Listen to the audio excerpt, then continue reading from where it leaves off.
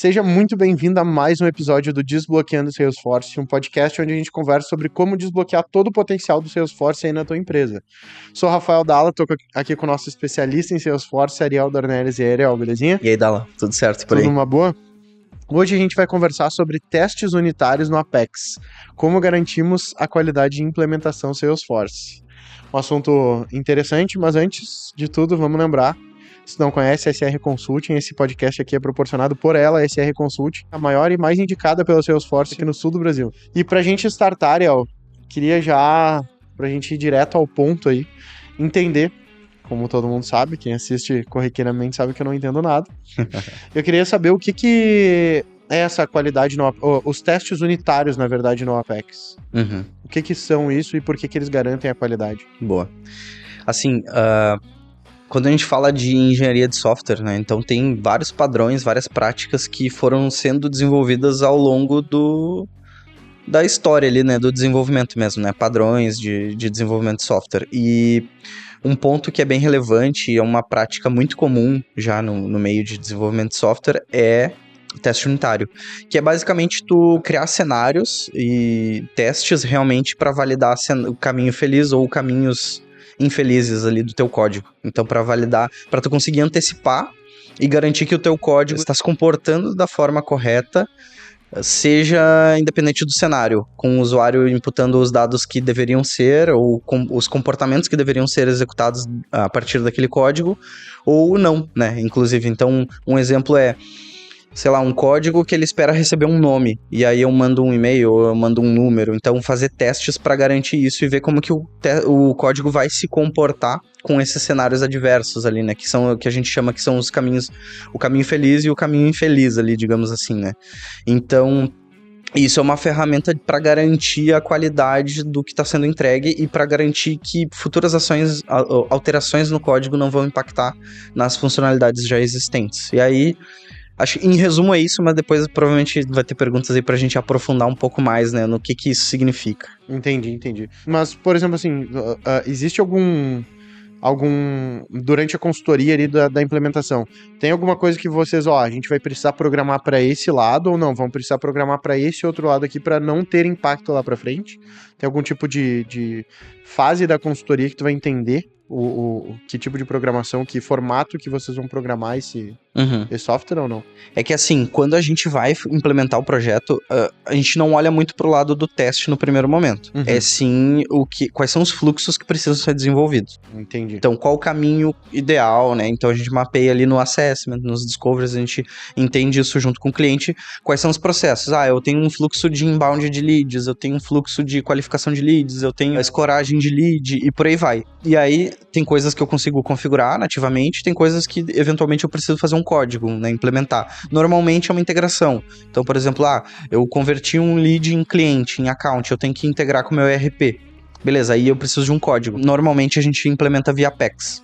E aí, nesse cenário, a gente implementa o fluxo correto, ideal, e aí, a partir disso, a gente garante tanto o comportamento pelo fluxo correto, como o código vai se comportar quando o fluxo não está correto, a partir de testes unitários. Daí que a gente pensa esses cenários. Então, daqui a pouco eu convertendo um lead em account, faltando dados que são obrigatórios pro ERP. Então, como que o meu código vai se comportar nisso? Ele vai dar um crash lá e quebrou e o fluxo não segue? Ou ele consegue dar uma mensagem pro usuário para ele imputar algum outro dado e etc. Então, a gente começa a pensar tanto nos cenários de sucesso quanto nos de falha para a gente conseguir antecipar isso, né, a nível de desenvolvimento e não quando estourar isso lá na mão do cliente, entendeu? Entendi. E aí, com isso, a gente garante, porque assim, toda publicação que a gente faz em produção, há uma rodada de bateria de testes. Então, esses testes que foram construídos, eles são executados toda vez que uma nova release for subir em produção.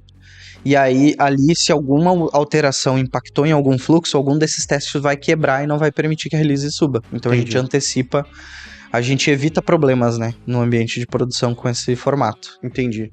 E existe algum pré-requisito pra, tipo assim, esse código aqui tá bom porque ele funcionou quase 100%, ou não, tem que estar funcionando 100% para tu conseguir subir essa atualização. A execução do código em si não tem como garantir se vai funcionar ou não, só via teste unitário, que são simulações da execução real. Em um ambiente seguro. Exato. Então, se o código ele não tem erro de compilação, ele não tem erro de sintaxe de escrita, e os testes que foram escritos estão rodando e passando, tá tudo certo, vai subir pra produção. Mas nada garante de que vai dar certo, porque pode ter um erro de lógica. Então, por exemplo, eu tenho um método que soma 2 números, né? Esse é o exemplo clássico que a gente usa. Eu tenho um método que vai receber 2 números e vai somar eles. Só que eu implementei, ao invés de botar um mais, eu botei um menos. E aí os meus testes estão considerando menos, tá tudo... Entende? Ele não tá considerando mais, só que o cliente pediu que seja mais. E o desenvolvedor entendeu menos e criou o teste unitário subtraindo, e aí tá tudo bonito, tudo implementado subtraindo. Entreguei pro cliente, o cliente botou lá 1 e 3, e ao invés de dar 4, deu menos 2.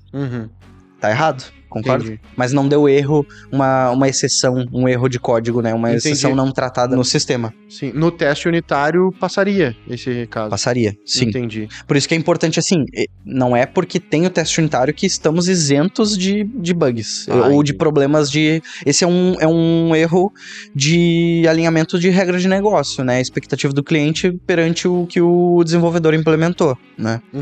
Então tem coisas que o teste unitário ele ainda não vai conseguir barrar, porque o teste unitário não sabe qual é a intenção do cliente, qual é o requisito que ele pediu, né? Entendi. O próprio desenvolvedor cria o teste unitário, então ele tem os seus viés, tem algumas pegadinhas aí que a gente tem que ficar atentos. O desenvolvedor vai criar o teste unitário em cima do código que ele implementou. E esse é um ponto que a gente aprofunda, eu acho, pode aprofundar ao longo do episódio, é que assim, o desenvolvedor tem que ter uma maturidade para criar bons testes unitários. Só o fato de fazer testes unitários não quer dizer nada. Ele precisa se colocar à prova de verdade. Ele tem que colocar assim, cara, eu tenho que fazer um teste unitário que vai, por exemplo, nesse caso de soma, tá? Eu vou receber os 2 números, ele tem que somar os 2 e tem que dar o resultado certo. Beleza. Criei um teste unitário para isso. 1 mais 3, no meu teste eu vou executar, colocando números mesmo. 1 e 3, tem que dar 4. O meu teste tem que validar que deu 4.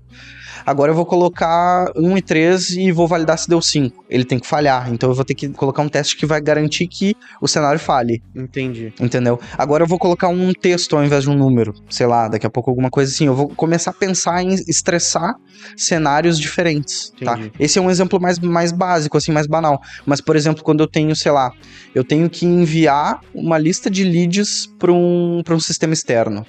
Daí eu posso simular, cara, eu vou colocar um lead nessa lista ou eu posso colocar 1000 leads. Esse é um outro tipo de teste, é um teste de estresse, de carga. Entendi. Será que o meu código tá performático o suficiente? Ele não vai dar nenhum erro. Se eu botar 1000, ele vai funcionar se eu botar 1 lead, ou se eu botar 1000 leads, ou se eu botar 50 mil leads. Entende? Então, isso vai depender muito da maturidade do desenvolvedor depois, né? Sim. Então, e, cara, uma coisa comum que eu vejo, que eu bato muito no time pra gente não fazer, mas eu vejo que eu digo no sentido de, né, quando a gente vai fazer aquele assessment, olhar o ambiente... O que não fazer. E o que acontece muito é teste unitário que não valida nada. Tem uma sintaxe, um termo no teste unitário que é o assert, que é basicamente a prova final do teste. Por exemplo, executa o que tem que testar, que tem que executar, e o resultado final tem que ser X. É o assert. E tem teste unitário que não tem assert. Ele só executa. É um jeitinho pra passar a cobertura de código. Entendi. Porque daí a gente vai antecipar algumas coisas aí. A Salesforce, por garantia de qualidade, ela exige 75% de cobertura da org, de testes. Se tiver menos do que isso, não vai conseguir subir. Vai falhar o deploy. Entendi. É um mecanismo que a Salesforce tem pra fomentar a qualidade das entregas, né? Tem um episódio anterior que a gente falou sobre o corretor, né? A imobiliária e tal, o person account, ele cadastra o jeitinho. Cara, não tem ferramenta que vai blindar o jeitinho. Olha aí, a Salesforce implementou algo que é super válido, que é pra incentivar a qualidade dos testes e tudo mais, e tem gente que vai seguir por esse caminho, vai implementar bons testes e vai implementar uma cultura de cobertura de código, de testes bem assertivos, e vai ter gente que vai escrever um código só pra passar. Entendi. Qual é o percentual que a Salesforce libera nesse teste aí pra poder passar? 75, é o mínimo. 75%. E não pode ter classes novas que tu tá colocando, não pode estar zerada, não pode ter 0%. Isso é um incentivo para sempre tentar ir aumentando, né? Não se manter no 75, porque daí eu tô colocando funcionalidades novas, eu tenho que colocar funcionalidades novas que no mínimo tenham mais que 0% de cobertura. Entendi. E tem alguma, por exemplo, que vocês utilizam, alguma orientação que a SR usa ou algum processo que a SR usa para aumentar, para ficar sempre superior a esse 75%? Sim. A gente criou ali uns processos e algumas guidelines internas aqui na empresa. Assim, depende muito da maturidade do cliente. Como não depende 100% de nós, tem coisas que às vezes a gente não consegue implementar. Mas num cenário ideal, a gente implementa o cenário de deploy do cliente via DevOps, né? Pipeline automatizada. E aí nessa pipeline automatizada a gente consegue colocar várias travas, entendeu? E vários controles de qualidade. Então vamos pensar ainda nesse cenário ideal. A gente implementou um DevOps no cliente com versionamento de código e tudo mais. Beleza. O desenvolvedor ele puxou uma atividade para fazer, uma nova funcionalidade que ele vai implementar e vai subir numa nova release. Enquanto ele tá desenvolvendo esse código, ele, beleza, tá fazendo desenvolvimento, cria os testes unitários dele e tudo mais, testa funcionalmente também, não só com testes unitários. Beleza, ele acredita que está ok para homologar e subir depois. Aí tem uma etapa que ele vai passar no versionador de código, que ele vai submeter o código que ele implementou em um ambiente estável, né? Seja homologação, desenvolvimento ou até produção depois. E aí ele passa por uma etapa de code review, que a gente chama, né? Que é bem comum também no meio de desenvolvimento. E aí no code review é onde a gente já vê gaps, assim, por exemplo, é uma revisão do código mesmo, né? Traduzindo literalmente. Sim. E a gente revisa o código que foi implementado, então se foi usado as boas práticas, né, os padrões ali adotados aqui internamente. É uma outra pessoa que revisa desse Isso, código. normalmente é uma pessoa mais sênior, né, e aí vai lá e revisa, um líder técnico, um desenvolvedor sênior. E aí verifica essas questões. Os testes unitários, fez os testes unitários? São bons testes unitários? Estão validando corretamente o fluxo e tudo mais? E também é o lado do desenvolvimento, foram usadas as boas práticas, né, a gente tá respeitando os limites de governança, todas essas questões. Então essa já é uma etapa de garantia. Passou pelo code review, foi aprovado pelo revisor, aí vai para publicação. E aí nessa DevOps a gente consegue implementar. Então, por exemplo, beleza, eu vou fazer essa aplicação no ambiente e eu vou rodar os testes. Então eu rodo a bateria inteira de testes unitários. E aí eu consigo saber o quanto que teve de cobertura, se o teste falhou ou não falhou. Se o teste falhar, já é um bloco, não vai subir, entendeu? Ele nem aplica a versão, a release, ele devolve para o desenvolvedor, ó, falhou tantos testes aqui, Sim, corrige. Deu ruim. Mas a gente consegue ser um pouco mais criterioso e olhar, beleza, todos os testes passaram, mas e agora? A cobertura? Ah, a cobertura deu 77%. Não, mas eu quero que a minha barra seja 80%, não seja 75%. Então a gente consegue programar essa DevOps pra falhar, abaixo de 80% falhou. Entendi. E vocês, agora por curiosidade mesmo, né? Vocês têm algum processo pra garantir que o desenvolvedor não tá tentando burlar ali esse resultado ali dos testes?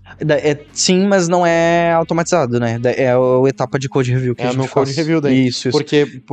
Então no code review ele já vai visualizar o teste ali exato, que ele porque programou. Tu sabe, olhando o código do teste, tu sabe quando ele tá fazendo pra testar e quando ele tá fazendo só pra fazer. Entendi. Tu consegue identificar isso, é bem fácil. E como que a gente pode garantir bons testes unitários ali? Na prática, tá? Dentro da SR ali a gente já elencou, até tem alguns materiais técnicos ali que a gente trouxe pro nosso time de desenvolvimento, que são boas práticas e explicando alguns recursos e estruturas mesmo dos testes unitários, tá? E o primeiro deles ali que a gente elenca é a questão de utilizar e fazer um bom uso, de fato, do teste setup, tá? O teste setup, ele é um recurso que a gente tem dentro dos testes unitários. Até antes de explicar o teste setup, eu vou te explicar um cenário errado, tá? Pra ficar mais didático. Vamos pensar no seguinte cenário. Eu tenho um código que ele implementa alguma integração, algum mecanismo, tá? Alguma funcionalidade no momento em que um account é gerado. Então, sempre que um account é gerado, eu preciso integrar ele com o meu ERP. Esse é o código que foi implementado. Então eu tenho, sei lá, uma trigger, alguma funcionalidade que quando eu identifico que gerou uma nova conta, eu faço uma integração com o ERP para sincronizar esse dado lá com o ERP. Eu vou criar uma classe para testar isso. E aí o que acontece? Normalmente no meu ambiente de desenvolvimento não tem dados, né? Ele não tem os dados de produção nem nada, e no teste unitário a gente sempre cria os dados que a gente vai utilizar, então é sempre uma boa prática, até porque o teste unitário ele não olha o banco de dados. Então, por exemplo, eu tô na minha org, hoje na minha CRM, no meu CRM em produção eu tenho 1000 accounts. Quando eu rodar um teste unitário, ele não enxerga nenhum desses 1000. Entendi, tu teria que importar pra ele ali. Não é importar. A nível de execução do teste, eu crio a massa de dados que eu preciso testar. Entendi. Entendeu? Não é impossível olhar os 1000 que tem. Tem como, tem um hackzinho, tu consegue dizer lá pro teste unitário pra ele olhar o código da base de dados. Mas eu não recomendo. Não é uma boa prática. Assim, é em casos de exceção da exceção da exceção. Mas beleza, então eu tenho que, pressuposto, eu tenho que sempre inserir os dados que eu vou usar no teste unitário. Pra eu gerar um account, eu gero um lead e converto ele. Então eu vou, sei lá, daí nessa minha classe de teste eu tenho 6 testes unitários diferentes, que todos eles têm que criar um lead, converter esse lead em account e rodar, e dá pra validar o resultado do... Sim, pra fazer ali o... Exato. O teste setup é uma forma de setar os dados que tu vai usar na tua classe toda. Então, ao invés de criar esses 6 leads ao longo dos 6 testes unitários, eu posso criar esse lead no teste setup e usar esse mesmo lead durante os 6 testes. Entendi. Entendeu? Entendi. E aí, isso é uma boa prática. No exemplo mais simples, pode ser um benefício, talvez não esteja tão evidente o benefício disso, mas quando eu começo a ter classes complexas e eu preciso criar tipos de registro, eu preciso criar um lead, eu preciso criar uma oportunidade, eu preciso criar uma cotação, eu preciso converter isso em pedido, N registros, eu tenho um emaranhado ali de dados que eu vou ter que construir. Quando eu faço isso de forma isolada nos testes, eu começo a ter testes com pouca performance, testes que começam a demorar, tanto que eu tive clientes que, assim, pra rodar uma release em produção era 1 hora, pra rodar todos os testes. Sim. Entende? Era aquilo que a gente conversou no outro podcast. Né? Em algum episódio aí. Sim, a gente já falou. DevOps? Pode ser. Eu acho que foi DevOps. E aí, isso começa a onerar, então, a performance dos testes e a tua capacidade de entrega no final das contas, né? Lembra, olha o transtorno que é levar 1 hora pra rodar um teste unitário. Sim. Pra ver se deu certo ou não deu, né? Então, isso fica pesado. E o outro ponto também é de limite de governança, tá? Aconteceu muito teste unitário estourando limites de governança. Porque aciona uma trigger, que aciona um local e vou criando vários registros, quando vê, estoura limite de DML, SQL. Entendi. E aí é bem complexo de começar a ajustar isso, assim, sabe? Realmente dá um trabalhinho. Então, o teste setup, bem utilizado, ele vai otimizar muito tanto o tempo de desenvolvimento do teste, quanto o tempo de execução do teste, né? E a saúde das tuas classes de teste também ao longo do tempo. Entendi. Eu tenho uma anotação aqui, Ariel, que é qual é a importância de usar corretamente as anotações, a anotação da anotação, usar corretamente as anotações de start test e stop test dos testes unitários. Esse é um segundo ponto ali que a gente gosta de trazer da importância de utilizar esse recurso, tá? O que acontece? Vamos pensar no seguinte cenário. Eu tenho meu teste setup, que ele já vai criar toda a massa de dados mais genérica que eu vou conseguir utilizar ao longo de toda a classe de testes. Porém, tem cenários em que eu preciso executar operações ainda exclusivamente para aquele teste. Porque eu vou ter um teste, sei lá, que é um teste que valida mais a parte que vai ainda até o lead, tem outro que vai até converter em oportunidade, pedido e etc. Então tem cenários, contextos diferentes, e cada teste ele vai ter a sua lógica individual, isso não tem como fugir.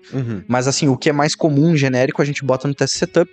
Quando eu vou num teste específico e ele tem as suas particularidades, eu vou precisar criar um parâmetro de integração, porque esse teste vai integrar com outro sistema, sabe? Alguma coisa nesse sentido? Sim. Então a gente tem que executar isso dentro do código do próprio teste, isoladamente. E aí quando eu vou testar de fato o código que eu quero testar, tu entende que isso é preparação pro teste. Isso que eu falei ainda, né? Sim. E aí, quando eu vou testar o código de fato, é isso que a gente sugere até na SR. Uma linha antes de chamar o código de fato que tu quer testar, inicia com o start test e logo, imediatamente após ele executar, tu encerra o teste. Por quê? Porque esse comando ele diz pro Salesforce que tu vai criar uma nova transação. Então, lembra a questão de transação? Ela é muito importante para os limites de governança. Sim, claro. Dentro de uma transação, eu posso ter 100 requisições, 100 SOQLs, 150 DMLs, ou vice-versa, não lembro exatamente. Então, eu posso estourar ali os limites. Entendi. Só que eu tô consumindo isso preparando o teste. Entendeu? Entendi. Se eu não boto ele. O start. Tudo é uma grande transação. E esse é um dos grandes erros quando eu tenho erro de governança dentro de um teste. Uhum. Normalmente, cara, isso é bem comum. É a primeira coisa que eu faço quando eu vejo assim, tem um teste unitário que tá estourando o limite de governança. Cara, olha se tá com start test, stop test. Uhum. Não tá. Pronto, resolvido. Coloca ali e já tá resolvido. Entendi. Porque o que acontece? Num teste complexo, que nem eu tô falando, ele tem um teste setup que vai gerar um monte de dados, e aí vai fazer DML, vai fazer SQL, um monte de coisa. Uhum. Aí eu tô preparando o meu cenário do teste isolado. Aí então ele vai acumulando. Ele vai acumulando nos limites. Aí depois eu tenho o código que eu quero testar de fato. Uhum. Então isso tudo empilha e realmente facilita ali pra estourar. E aí por isso que o by the book ali, né, o conceito, a gente seguir ele corretamente, inclusive pela documentação do Salesforce, é colocar o start stop test. Uhum. Porque daí tudo que executou até o start test é uma transação. Entendi. E o que tá ali dentro é outra transação. Daí eu testo aquele código, porque no cenário... Exato, porque num cenário de produção real, eu não vou ter essa montoeira de inserção de dados pra preparar o meu cenário, sim, né? Sim. Eles já estão lá. Sim, daí tu não carrega essa transação toda ali. Exatamente. Entendi. E a gente falou bastante sobre a questão do desenvolvedor criar bons testes ali pra se botar à prova mesmo. Mas tem alguns... Quais são os cenários que tu recomenda ali ele criar pra fazer esses testes? Tem vários cenários. O que eu vou dizer aqui não é bala de prata, assim, ele não resolve pra tudo. Vai depender muito do que tu quer testar.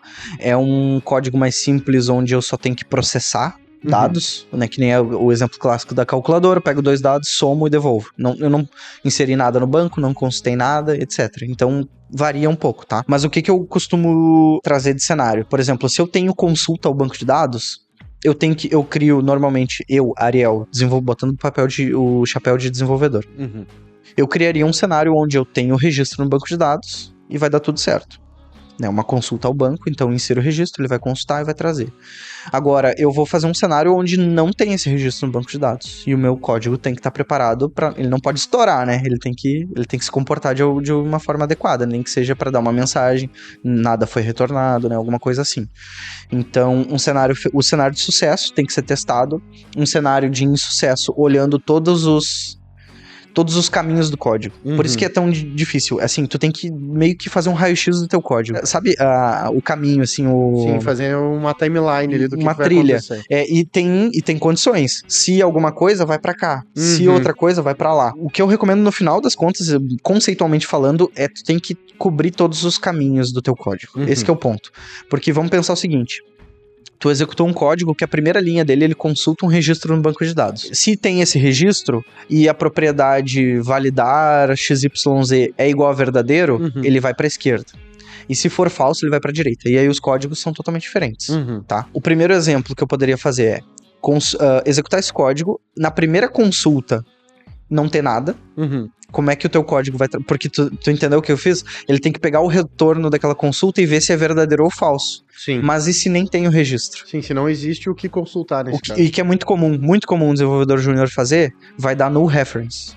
O que é? É eu buscar uma propriedade, por exemplo, essa questão... Eu não lembro como é que era o nome da propriedade que eu falei, mas aquela do XYZ ali, aprovar X, de verdadeiro ou falso. Sim. Então eu tô testando uma propriedade de um registro, tá? Vamos dizer que eu tô trazendo o registro de um lead. Lead aceita comunicação, para ficar mais didático. Aceita receber comunicação. Sim. Tá? Então eu tenho o lead, aceita receber comunicação. No banco de dados eu tenho o Rafael Dalla, que tá com true, aceita receber. Nesse cenário, eu vou constar, vai trazer o teu registro. Eu vou consultar a propriedade, aceita receber comunicação, vai dar true, então eu vou pro caminho do true e sigo. Sim, e mas comunicar daí. Agora, se o Dalla não existe no banco, não existe ninguém, como é que eu vou buscar o ponto aceita comunicação? Se não existe esse lead ali dentro. Exato. E aí o primeiro teste que um desenvolvedor com uma certa experiência faria já é validar, tratar um null reference, porque eu não posso consultar o aceita comunicação de alguém que não existe. Entendi. Daí então eu tenho 3 cenários diferentes. Um é não existe o registro, outro é existe o registro e tá falso, e o outro é existe o registro e tá verdadeiro. Entendi. E aí cada ramificação do teu código tem que ser testada. Esse é o ideal, o cenário ideal, né? Beleza, conceitualmente a lógica seria isso. Então, olhar as ramificações, os caminhos ali que o teu código pode ter as variações e testar cada cenário. Tá. Tu tá querendo fazer alguma pergunta, Não, né? não, é só porque na minha cabeça ficou faltando um pedaço. Ficou faltando na parte, tá, beleza. E se ele não faz esse de no reference ali? Uhum. De, tipo, não existe esse... Qual é a resposta que o sistema entrega? Daí depende muito também. A sensação que eu tenho que vai entrar num loop, ele vai ficar tentando achar e Não. vai sair É que mais. daí o que acontece? Vamos pensar o seguinte. Esse código provavelmente ele tá sendo usado em uma automação que vai disparar alguma comunicação para um lead que a gente tem, né? Eu colocaria assim, beleza, se é uma automação, tá, varre, o requisito de negócio varre minha base de leads e manda um e-mail X para quem aceita a pra comunicação. quem aceita a comunicação. LGPD, né? Não quero me incomodar. Sim. É que o que acontece? Para vir nulo, eu teria que ou não ter nenhum lead na minha base, ou então eu estar filtrando por algum critério. Filtrando os leads por algum critério específico que não trouxe. Então, por exemplo, eu poderia estar filtrando por um nome, tá? Então, eu quero mandar só para um nome Rafael Dalla. Então, o que eu vou fazer? Quando eu consultar os leads da minha base, e aí ele trouxe nulo, algum filtro, algum critério, alguma condição de filtro que eu botei naquela query, naquela consulta, fez com que não retornasse nada. Então, daqui a pouco eu botei onde o nome do meu lead é igual a Rafael Dalla com um L só. Entendi. E aí errou. Entendeu? É que depende muito do cenário, né? Sim. Mas seria isso. E aí, nesse caso, cara, se eu, por exemplo, eu tô num cenário de lote, varre toda a minha base de leads, ou num cenário individual, se eu não tenho lead, eu não tenho nem pra quem mandar, eu não tenho nem o e-mail. Então, eu colocaria no meu código pra dar um skip. Pular e vai pro próximo, ou devolve e não executa nada, entendeu? Ou devolve uma mensagem, não foi encontrado nada. Sim. Depende muito do cenário no final, né? Beleza. Outro ponto que eu tinha anotado aqui pra gente puxar é falar sobre a criação de uma classe de utilitário de teste como Test Data Factory. E qual é a utilidade desse teste? Cara, assim, fazendo uma analogia simples, ele é uma evolução do teste setup, tá? Porque, vamos pensar, lembra que eu falei, o teste setup, ele é um helper, um facilitador de código de criação de registros para uma classe, né? Para uma classe de testes que tu tá executando. O Test Data Factory, ele tem um conceito muito parecido com o do Test Setup a nível global da tua org. Por exemplo, vamos pensar assim, cara, o que é o coração e o pulmão do CRM? Dados. Mais específico. Mais específico. Cara, pra mim... Que tá no nome. Do CRM. Tempo.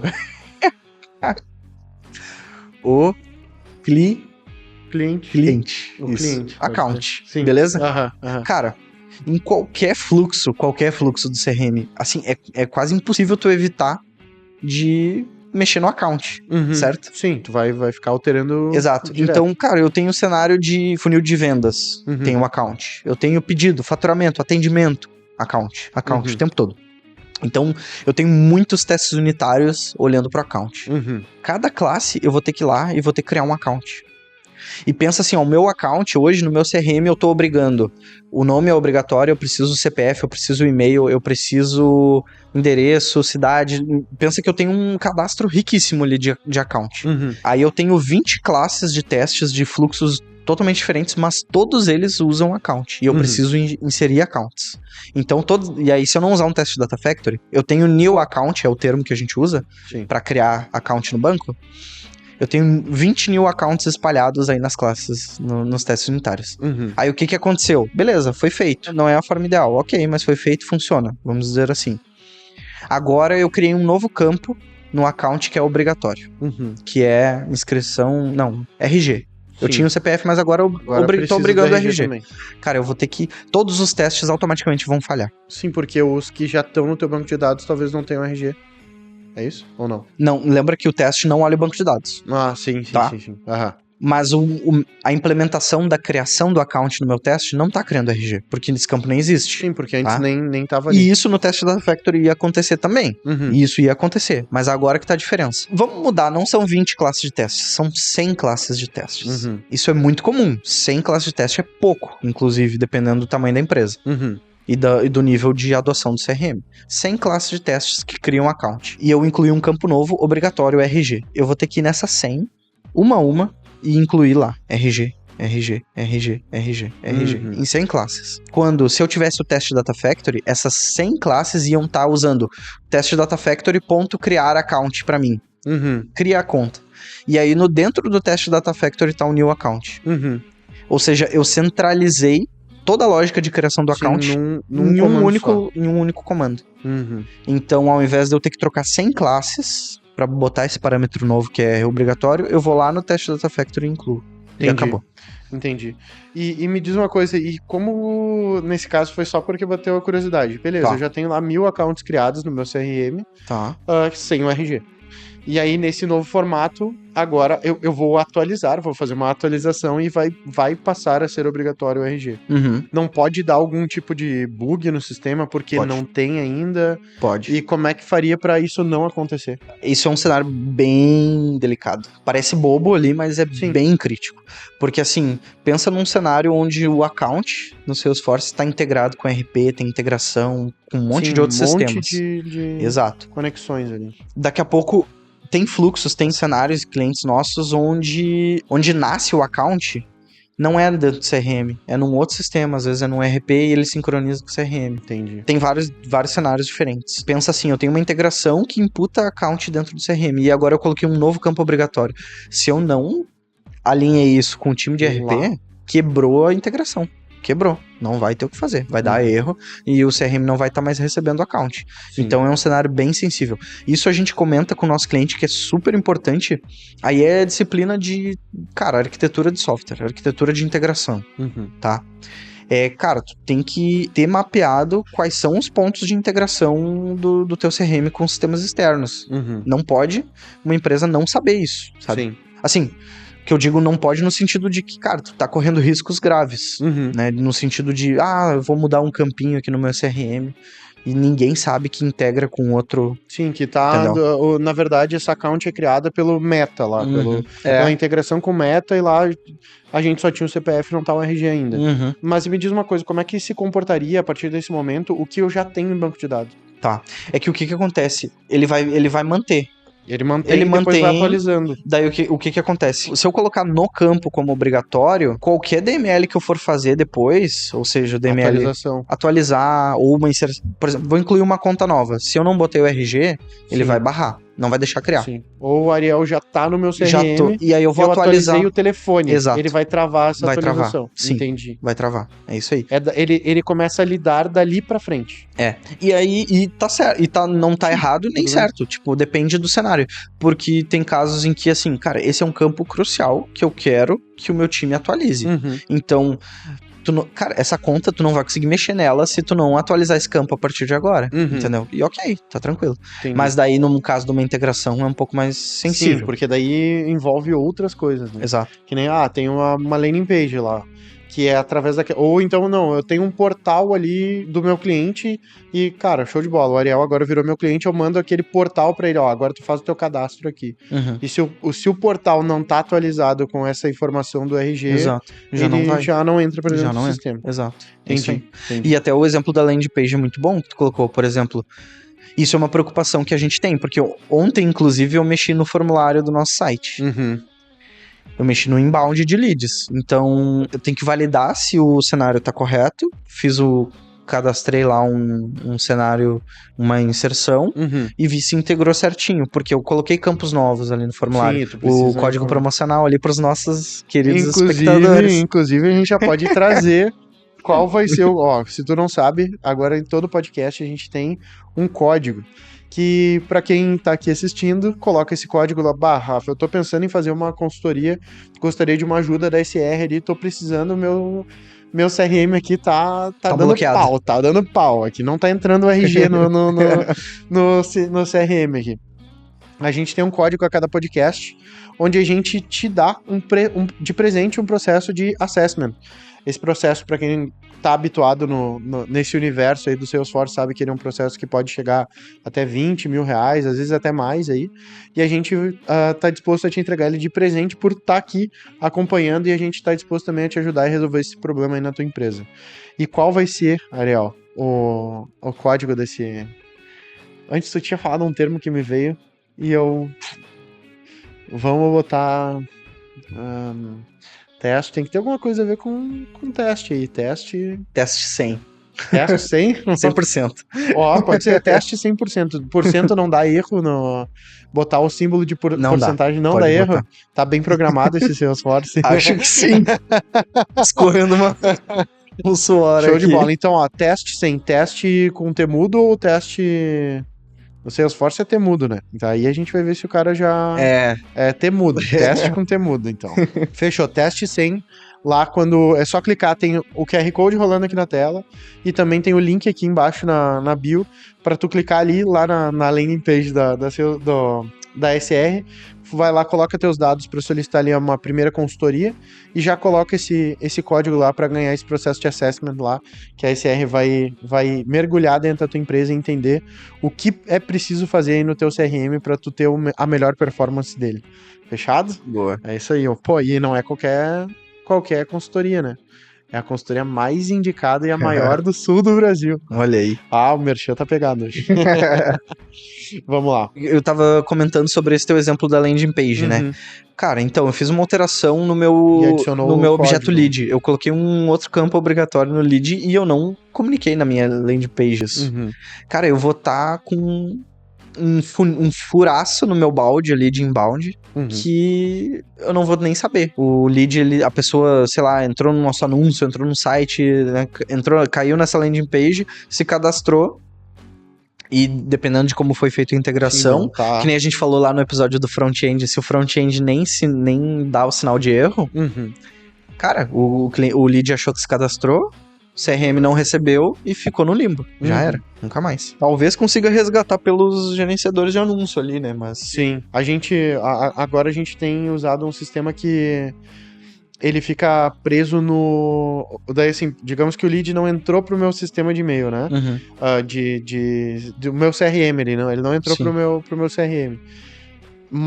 Porque deu algum erro, mas ele fica no meio lá, no meu front-end, ele registra o lead, ele salva lá no front-end. Tipo, quando eu entro ali pra fazer a alteração no meu site, lá tem a lista de todo mundo que se cadastrou, mesmo que não tenha entrado pro meu CRM. Boa. Um bom backup ali, então. É. Legal. Vamos lá. Teve uma outra pergunta que a gente tinha anotado aqui, antes ali do podcast, que é em que situações tu usaria o modo de execução de testes paralelos e quais são as potenciais armadilhas ali que isso pode trazer. Eu acho que o ideal é rodar testes paralelos, tá? Mas tem armadilha sim, e dependendo da org do cliente, pode dar muito BO. Mas assim, eu acho que é o cenário ideal, tá? Porque lembra até, acho que no episódio do DevOps, que a gente falou do deploy de 1 hora e deploy de 10 minutos. Cara, é ganho de performance. Rodando teste em paralelo é ganho de performance. Foi assim que a gente conseguiu habilitar. Um cenário, esse pipeline de 10 minutos tinha mais de 1000 testes unitários, que era a mesma coisa do de 1 hora e 20. 1000 testes unitários. Entendi. O de 1 hora e 20 fazia tudo em um comando só. Ele era sequencial, ele esperava um teste terminar, ia pro outro. Entendi. E no paralelo ele começava a colocar algumas threads ali e fazer isso em paralelo mesmo. Lembrei agora do colégio da circuitos. Circuito paralelo não é sequencial, não me lembro como é que é o outro, mas linear? Não? Eu não me lembro muito bem, mas é o paralelo e o outro lá. Então o ideal é esse, ganho de performance, a gente vai ter uma execução muito mais ágil ali pra gente ter esse retorno quanto aos testes, tá? E aí logo eu vou ter mais entregas, meu time com entregas mais contínuas e mais frequentes. Só que tem pegadinha sim, porque dependendo de como for estruturado, triggers, principalmente triggers, tá? E tem um conceito de lock de registros, tá? Que, por exemplo, quando eu vou fazer um DML, vamos pensar um cenário. Eu tenho 2 testes unitários que vão consultar o registro do Dalla, tá? O Rafael Dalla, o lead Rafael Dalla. Consulta o lead, um vai atualizar um campo e outro vai, sei lá, tentar excluir ou fazer alguma outra operação. Dependendo da execução, do paralelismo ali, os 2 testes podem estar rodando, um que está atualizando o teu registro, ele vai atualizar a propriedade. Quando eu vou atualizar a propriedade, eu tenho o conceito de lock. Eu vou bloquear esse registro, enquanto eu estou alterando ele. Entendi. E aí o outro vai tentar excluir e pode dar esse problema. Não pode ter muito gap de arquitetura nas triggers ali na hora de fazer as operações, tá? E uma coisa que eu notei também, por exemplo, é difícil um cliente, uma empresa onde eles estão com testes sequenciais e com bastante uso da org, normalmente quando migra por paralelo, dá muito refactor, muito trabalho para ajustar triggers e tudo mais, porque realmente elas não estão muito bem implementadas com os padrões de engenharia de código, e aí normalmente vai dar problema de lock, de concorrência ali dos registros, e até DMLs e tudo mais. Então essa migração tem que ser feita com cuidado.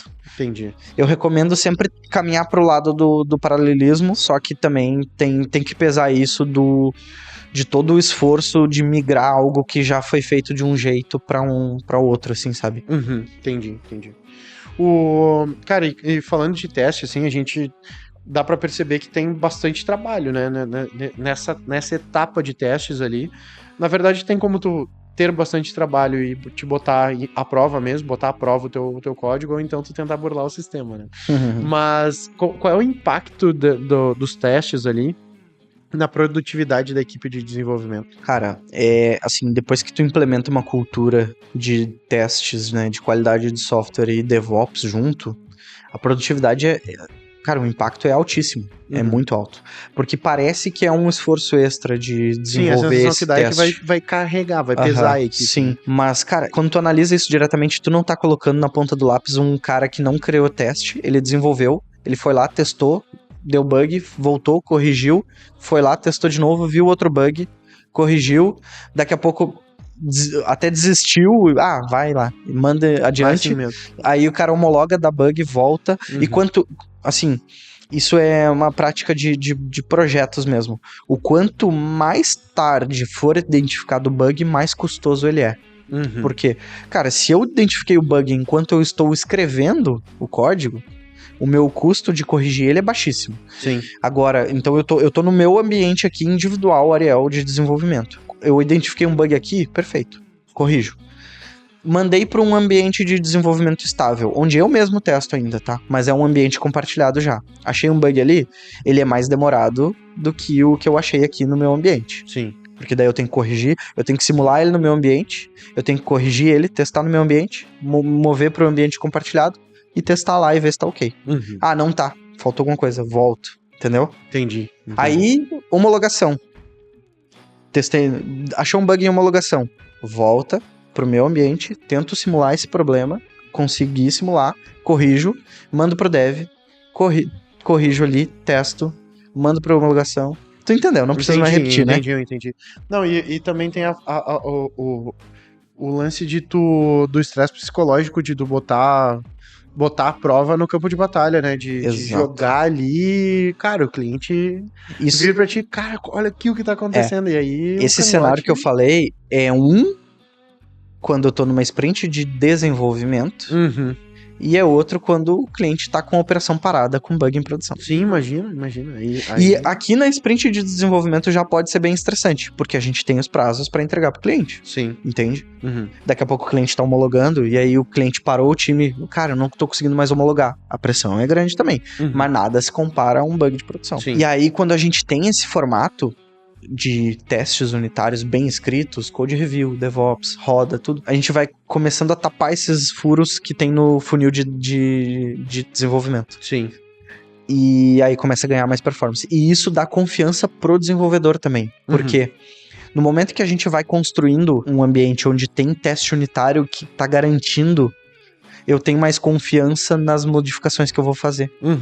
Porque se eu fizer uma modificação aqui, é só rodar o teste unitário. No momento que falhar, né, eu tenho confiança de que eu tenho testes garantindo o comportamento do meu código. Sim. E se aquele teste falhar, beleza, vou corrigir, vou identificar o porquê que falhou aquele teste e vou adaptar o meu código porque o meu código mexeu numa funcionalidade que já existia, que não deveria ter mexido. Isso dá o conforto do cara conseguir mexer no código e ficar tranquilo de que esse problema vai ser detectado antes de ser entregue em produção para o cliente numa release. Entendi. E como que essa cultura de teste unitário pode ajudar a moldar ali a mentalidade do time para focar sempre na excelência do projeto. Cara, é isso, sim. Eu acho que a gente começar a colocar essas melhorias, essas pequenas práticas, vai fazendo com que o próprio time vá engajando isso e, inclusive, melhorando as coisas. Por exemplo, eu tenho o requisito de 75% da Salesforce, mas a gente pode colocar outros requisitos, né, pro time, que nem até... nessa própria documento de testes que a gente coloca pro nosso time, a gente coloca ali, cara, toda classe nova que a gente tá subindo pra produção, bota 100% de cobertura. Não tem por que não botar. Tu tá criando, o código é teu, todo, entendeu? É uma classe nova que tu tá gerando. Então é só criar um teste certinho ali, faz os testes pra aquilo e já sobe com 100% de garantia. E aí, por exemplo, eu tenho que mexer, eu tenho que refatorar um código já existente. Aí a gente já bota uma premissa de, cara, antes de eu mexer, ela tava em 70%. Então aumenta, não diminui.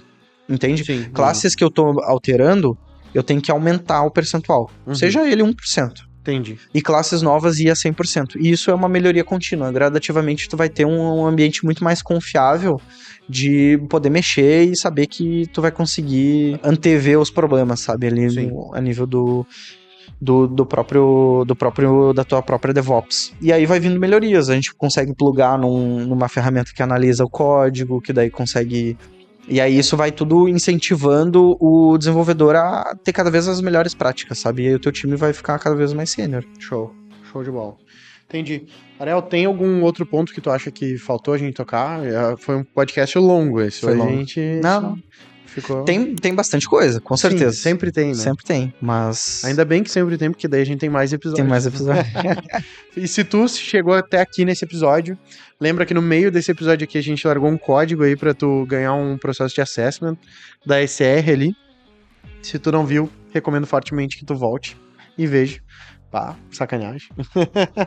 Recomendo que tu volte e veja. Lembrando de se tu gostou desse podcast aqui, deixar um comentário, se inscrever aqui no canal, deixa o teu like também aqui. É bem importante pra gente saber se a gente tá no caminho certo ou não. A gente tá sempre analisando as métricas ali. Se tiver alguma sugestão de assunto pro podcast, pode mandar aqui nos comentários também. Se tiver ouvindo no Spotify, lembra de favoritar. E para entrar em contato com a SR, alguns formatos. Aqui QR Code na tela.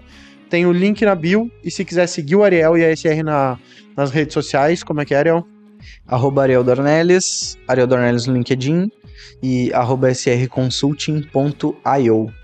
O nosso site é o mesmo, srconsulting.io. Fechado, então. Era isso daí, então. Um abração e até o próximo episódio. Valeu!